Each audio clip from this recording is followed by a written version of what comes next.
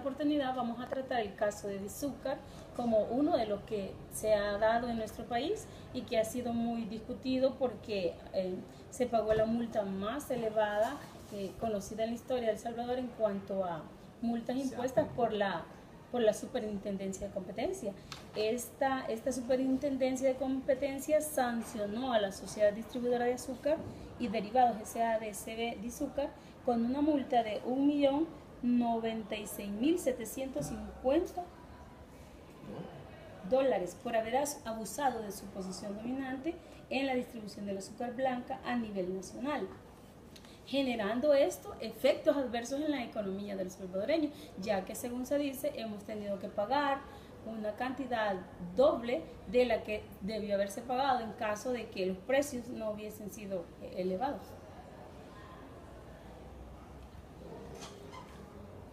Pero para hablar acerca de la posesión dominante podrías establecer desde dónde viene su origen o dónde viene surgiendo, pues, porque es bien relevante de que digamos, como él había planteado, de que no existe el monopolio, y podemos establecer que sí, por lo menos en el país se dan prácticas de oligopolio. O sea, ¿por qué? Porque en primer lugar, Dizúcar es el único distribuidor de azúcar que tenemos en el país actualmente.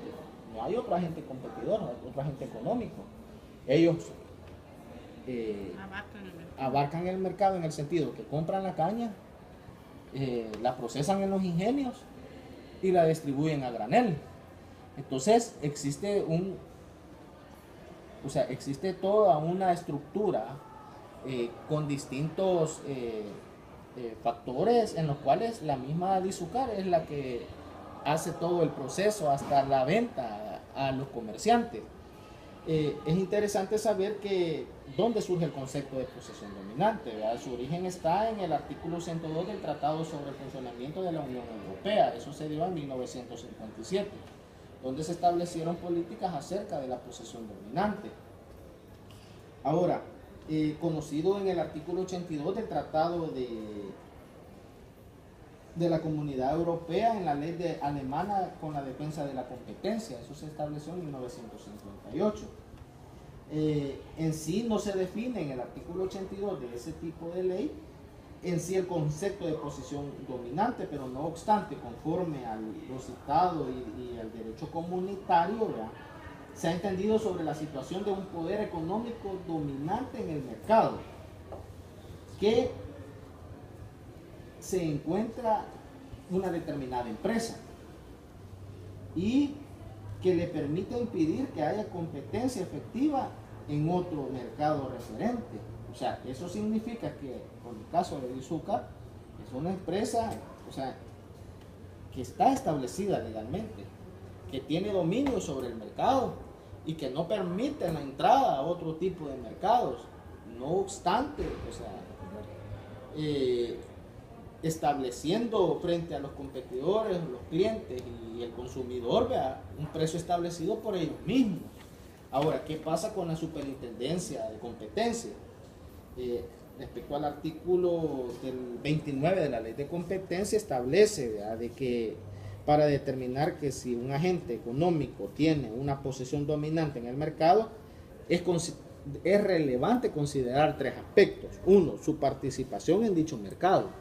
O sea, que este agente económico tenga una gran participación o influencia en el mercado. Y en el caso de Dizúcar sí vemos que claramente existe una participación clara y una distribución tanto desde el proceso de elaboración hasta el proceso de distribución, ¿verdad? Y por consiguiente no tenemos entendido que exista otro tipo de empresa que distribuya producto de azúcar. O sea, no hay competidor en él.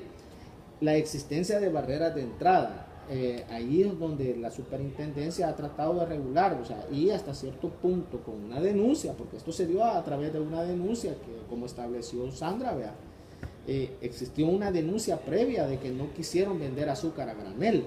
Entonces ya la Superintendencia de Competencia establece parámetros y dice, mire, o sea, ¿qué pasa? Vea? O sea, sí es muy cierto que no existe otro competidor en el mercado, pero sí debe de regularse ese tipo de barreras anticompetitivas que ha ocasionado de que este empresa no quiera vender a granel, sino que él vender su marca o vender lo que él tiene. La otra es la existencia y el poder que tiene en base a los competidores, porque no existe una empresa ahorita que se le pueda comparar o que le pueda permitir el rubro de competir en el mercado. Y la posibilidad de que el acceso al agente económico y sus competidores son fuentes de insumo.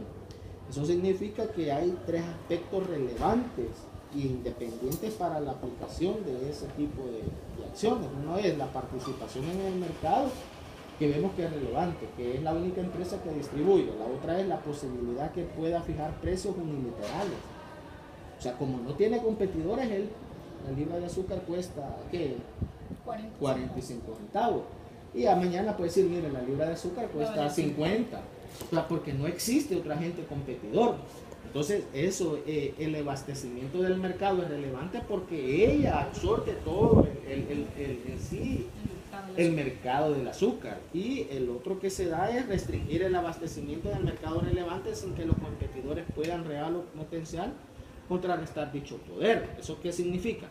Ah, mire, la multa se dio en ocasión de que sí, yo quería comprar. Yo soy un agente,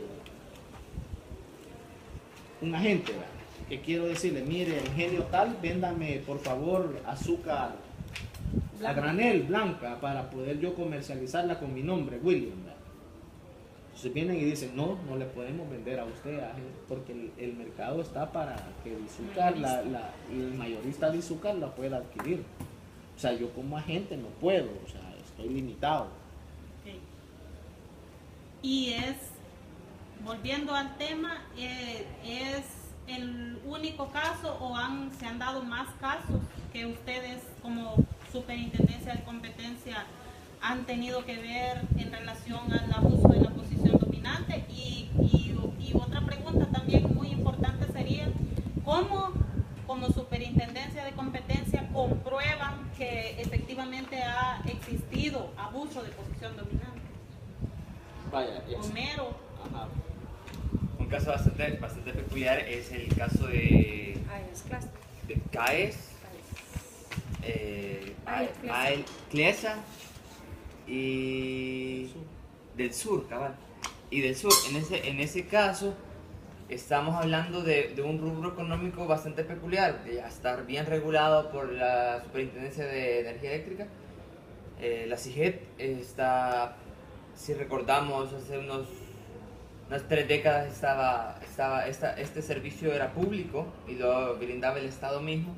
Entonces, ahora que se privatizó, se le dio apertura al mercado para que controlara el mercado de la energía eléctrica, y se dejó introducir a ciertos agentes participar en la distribución, creación, lo que sea, en todo este rubro de energía eléctrica.